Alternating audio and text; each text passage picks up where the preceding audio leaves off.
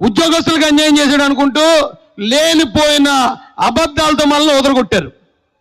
వదలగొట్టి తీరా ఈ జగన్మోహన్ రెడ్డి అధికారంలోకి వచ్చిన తర్వాత ఆయన చేసింది ఏంటయ్యా అంటే, చంద్రబాబు నాయుడు గారు ఎస్సీలకి 4 లక్షల మందికి ఎస్సీ కార్పొరేషన్ రుణాలు ఇచ్చారు. కానీ జగన్మోహన్ రెడ్డి గారు వచ్చి ఆ మొత్తం 27 పథకాలు రద్దు చేయడమే కాదండి, ఇప్పుడు దాదాపు 40 మందిని చంపించారు.